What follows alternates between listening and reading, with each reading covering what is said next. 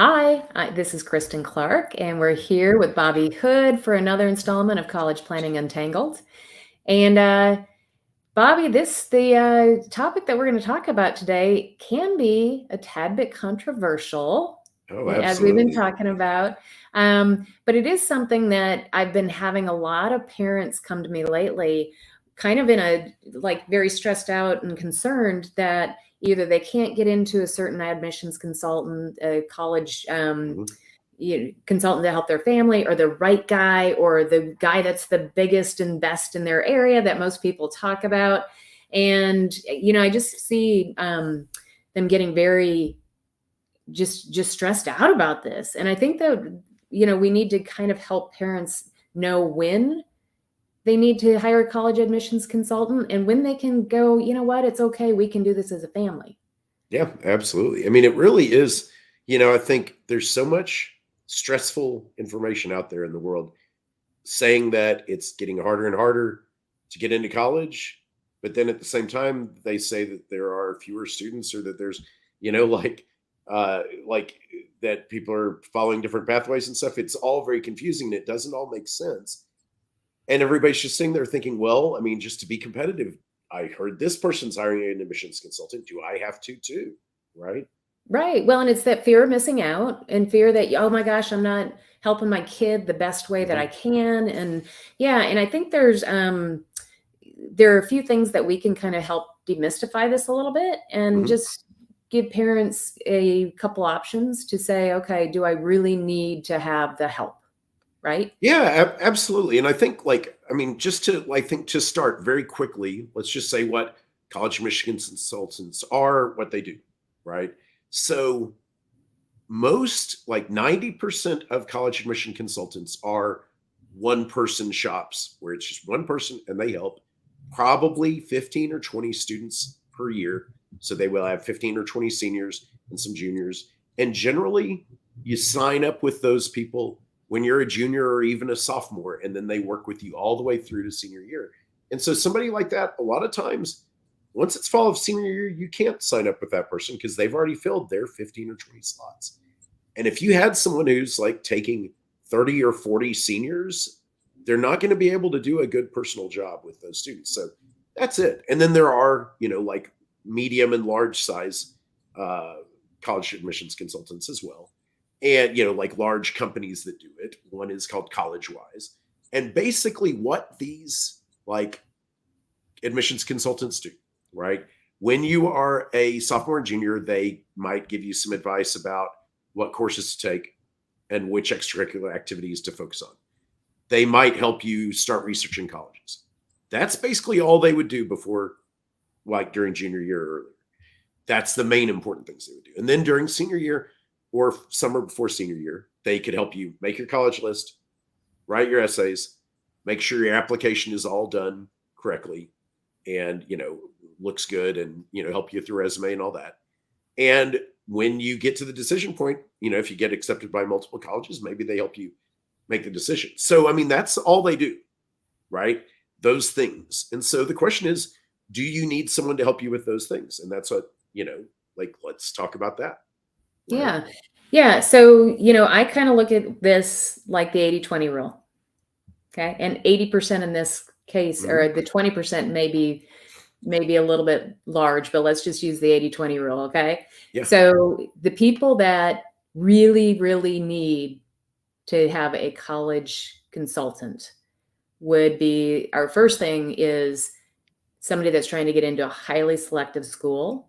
Right. And, you made a point earlier before the show, Bobby, that, if you're going to be sending your kid to an Ivy League or, one of these top tier schools, you're going to be spending a ton of money Hmm. while they're there. So, number one, I think we agree on this that you'd be kind of crazy not to hire somebody that Hmm. specializes in that to help guide you through that process, right? Absolutely. Yeah. So that's the Ivies and Stanford and Chicago, Vanderbilt, Rice, places like that, the 25 most highly selective colleges in the country. Those I would absolutely say you should very, very seriously consider hiring an admissions consultant, and probably hiring a one-person, well-respected admissions consultant who takes 15 to 20 students a year and get in with them, before junior year, right? And also, if you're in the realm of trying to play Division I athletics, trying to get recruited in athletics, or you're in dance, or you're in fine arts, and you're going to be doing stuff like that, there are consultants who specialize in that, right?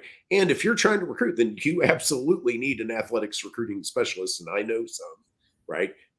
So, if you're in those worlds, absolutely you must consider it. But what about the rest of us? What about the other 80%, right?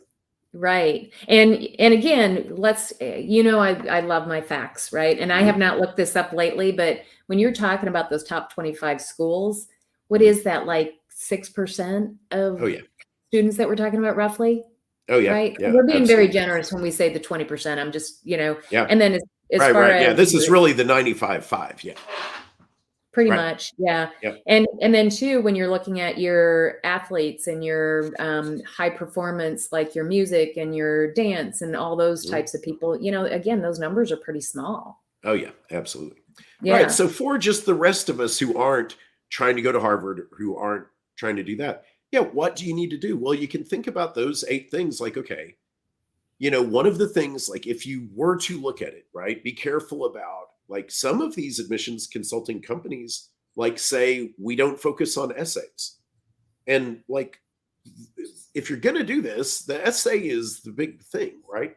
And I definitely think, everybody should, like, consider getting some help on their essay. If they, like, you shouldn't just let the kid write the essay with nobody looking at it, right? That's a good way to get yourself in trouble, even applying to just an average schools, because an essay that really gives the wrong vibe can really mess things up if you're not standing out in some other way, right? But there are, plenty of people locally in every area that just help with college essays, and you don't have to spend $5,000 to $8,000, which is generally what you'd probably be spending, right? You don't have to spend all that, if that makes sense, right? You can just work. Well, it does. And let's back up on that a little bit, because, one of the things that I always look at, I've got a couple resources that I love that will actually tell you what scores you need, what GPA and what ACT and SAT scores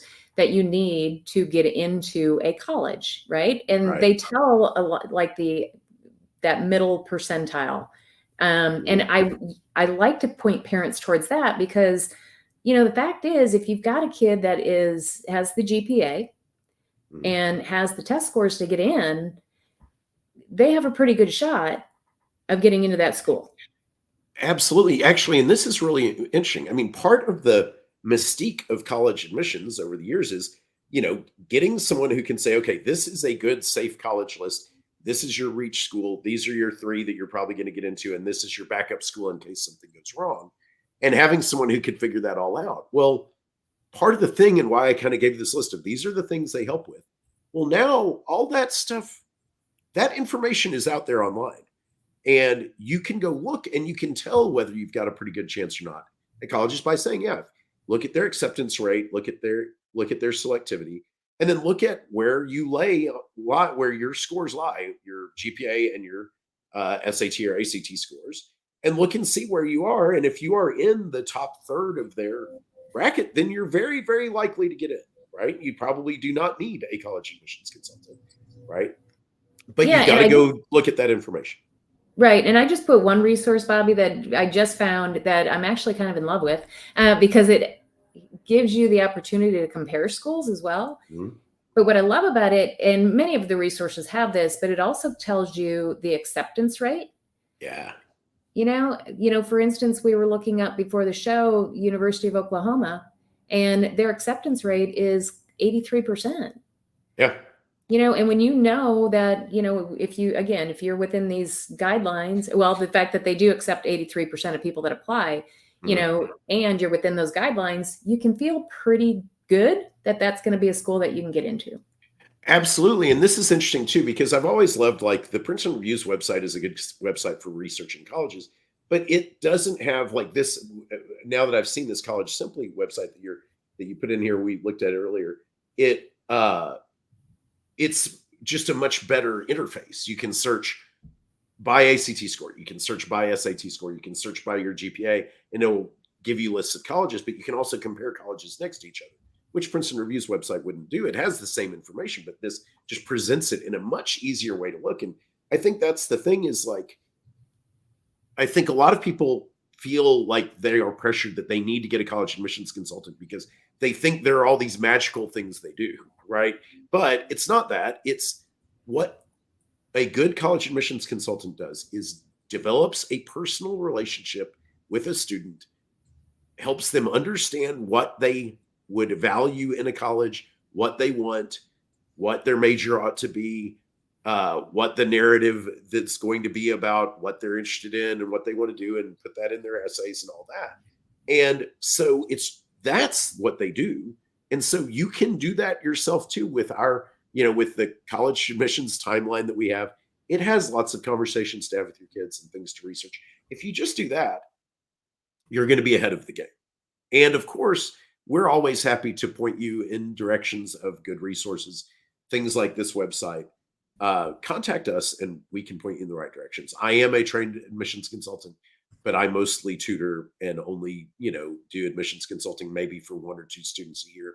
But I do look at students' essays, because that's what I direct most of my tutoring students. Just, I'll look at your essays. I'll give you a little few minutes of advice, and then you don't need to do this whole college admissions. Well, and one part that we kind of glanced over, Bobby, is, there are parents that don't want to do this at home. Yeah. And that's okay too. And I would tell you, if for parents, if you're like, you know what, I don't want to be a part of it because, for any reason, whether you're too busy or whatever those things are, definitely, I think reaching out to a college consultant to help your child get into college is not a bad thing. No, not at all. I think what we're trying to just let people know is there's not this magic that happens necessarily, that you can do this at home if you know the steps and to take, which the college planning timeline that we put up walks you through the steps. And if you go to these resources like collegesimply.com and you do your spreadsheet and you do your homework to figure out, are these schools that my kid can actually get into? It kind of helps release some of that pressure where you can go, I don't know that I necessarily have to spend the $5,000 for a college consultant to get through this process. Absolutely. And this is kind of an interesting thing too, which is like, if you say, like, if you go on College Simply and you list, okay, what are colleges that I have like a good chance of getting into with this GPA or whatever? And then you go look, and then you'll go down this list and you're like, oh, hey, I've never heard of, I hadn't thought about Clemson, or, I'm just looking at, scrolling down the list. I'm like, oh, I never thought about, like, oh, Michigan State, maybe I want to go there. University of Central Florida. I have a friend who's a professor at University of Central Florida. Would never have occurred to me to think of that school, being in Texas, but it is like, that's that place that is the most respected video game programming design school in the nation. And so it's like, oh, so you can run across these things that are like really neat, And so that's another way, as opposed to what you don't want to do is just go, well, I guess I'll apply to, UT and TCU and Tech like everybody else is and go to whichever one gets it. Yeah, I get it. Right. That's it. And when we say that, we mean, I find that there's like a handful of colleges that within your geographical area that most kids go to, right? And there are facts around that. On average, a student's going to go to college about 98 miles from their hometown, right? Yep, absolutely. And to their one of the state schools that is state funded and affordable. And those are great choices, absolutely. It's just, hey, go and look at places like this and see where you'd be, because it's like, that's what people do because it's affordable and it's nearby and it's in their mind. What they know, and that's what people talk about. And it's great, right? And it can be the absolute best choice. But make sure you're doing what's the best choice for you, and just do a little thinking about that and go visit places, right? But that's basically it, and so if you do go down the road of college admissions consulting, I'm always happy to answer questions and help people. But I would recommend like looking for a word of mouth referral to someone that start the process early, junior year or earlier if you can, and don't just go to some gigantic, enormous company, and don't go to some place that's like trying to charge you $30,000 or something, right? Like that is not what this should be about, if that makes sense. It does make sense. All right. Thank you, Bobby. Well, that's great. Well, happy birthday, Kristin. Your birthday was yesterday, and it's great to get to talk about this topic, and we'll keep going next week. All right. See you then. All right. Bye-bye.